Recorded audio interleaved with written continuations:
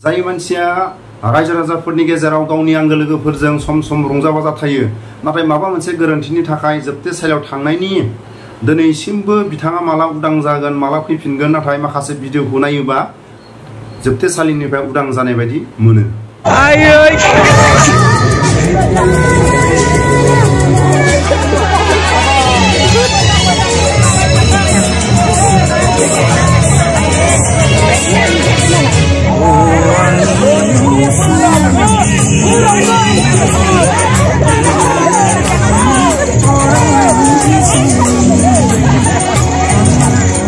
बनसुआ नांफानानै दङमोन, खाम्फा बरगयारि नांफाना दङमोन। आंना स्पष्ट प्रमाण दङ। बिथांमोना इनस्टिगेट खालामनो थाखायनो बिथांमोना दंफां फुलि दाननानै राबार दंफांबो गायबावदों बिथांमोना। फेरेंगानि बुंनाय रावखौ खोनाखाबाय।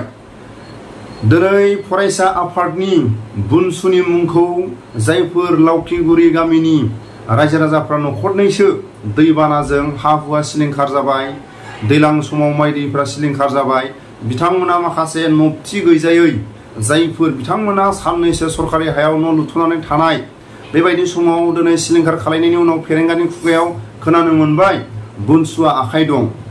नाथाय फरायसा आफादखौ जायफोर दुखिया दैलां समाव हा हु दैबानाजों सिलिंखार खालामजाबाय दिनैनि समाव खोनायाखै दि आसाम सरकारा बिथांमोननो माबा मोनसे होबाय, बिटिआर सरकारा माबा मोनसे होबाय, खोनायाखै। नाथाय दिनै फेरेंगानि खुगायाव फरायसा आफादखौ बिथांमोनजों माखासे राजनितिक डायलग होनाया मालाबाबो गनायथाव नङा। बिपिएफ हान्जाजों बिथांमोना नांलायो खमलायो माबा मोनसे गान खनलायो जेबो बुंनांगौ गैया। बिनि थाखायनो फेरेंगानि बुंनाय रावा मालाबाबो गनायथाव नङा। बे फेरेंगानि बुंनाय रावा बेसेबां गनायथाव। दिनै फरायसा आफाद बुनसुखौ दिनै बिथाङा डाइरेक्ट थांखिनानै बुंनाया मालाबाबो गनायथाव नङा। दिनैनि समाव बुनसुआ जोनोम जानायनि उनाव बर'नि जेंनाफोरखौ जेरै अखा बांखा दिनै बर' न'खरफ्रा सिलिंखार खालामजादों। नाथाय गिबि गिबि जों माखौ नुनांगौमोन? दैबानाजों हाया सिलिंखार जाबाय, बिथांमोननि नबथिया सिलिंखार जाबाय। आसाम सरकारनिफ्राय थाखानाय सरकारि हायाव बिथांमोननो न' लुनो थाखाय आश्रय होबाय, बिथांमोननो माबा मोनसे सोलिनानै जानो थाखाय बिटिआर सरकारा होबाय, जों खोनायाखै। नाथाय डाइरेक्ट फेरेंगाया बुनसुखौ बुंनाया मालाबाबो गनायथाव नङा। फेरेंगानि बुंनायखौ एसे खोनासंलांदो। खुनु कमप्रमाइज गैया। बिथांमोना लावख्रिगुरिनि 22 घरा बिपिएफ सापर्टार, पियरलि बिपिएफ सापर्टार। जोङो बिराद मोजाङै सावरायदों। हा दंखायो, नोंथांमोना फरायसायाव दाथां, दंफां लाइफांखौ दादान होननानै जों बिथांमोनखौ बिराद बुजायदों। किन्तु बिथांमोनजों बनसुआ नांफानानै दङमोन, खाम्फा बरगयारि नांफाना दङमोन। आंना स्पष्ट प्रमाण दङ।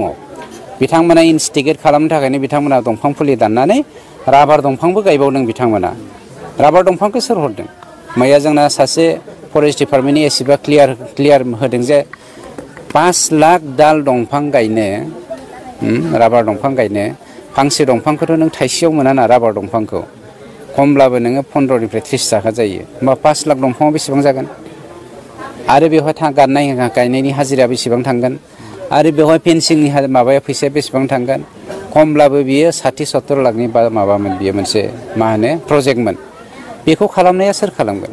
खाम्फामोननि निस्सय आखाइ दं, बनसुनि निस्सय आखाइ दङ। जायनि जाहोनाव बे 22 घर बिपिएफ सापर्टारा बै दंफां फुलिखौ दाननानै न' लुना थाहैदोंमोन। बेखौ फरेस्ट डिपार्टमेन्टआ मैया होखारफिनबाय। बेयाव खुनु हारसा बर'नि खोथा गैया। सोरबाया कमनेल खालामनो नागिरदोंबा बे जोंनि माबानिफ्राय जानगारनानै था। जोंनि सरकारा मालाबाबो बेवहाय कमप्रमाइज खालामा। दिनै बिपिएफनि बै 17 बोसोरनि समाव गावजों बिदा फंबाय जाहोलायनाय, जाथिजों जाथि जाहोलायनाय थांखिखौ सोरबा लानो नागिरदोंबा बेनि सायाव जोंनि सिला नोजोरा जेब्लायबो थाबाय थागोन। गतिके जों कमप्रमाइज खालामा। सोरहाबा जुदि हा गैया सरकारनो आपिल खालाम, जों बेफोरबायदि जादों, जोंनो नोंथांमोना थानायनि राहा लामा होनांगौ होना बेखौ सरकारा होगासिनो दंखायो।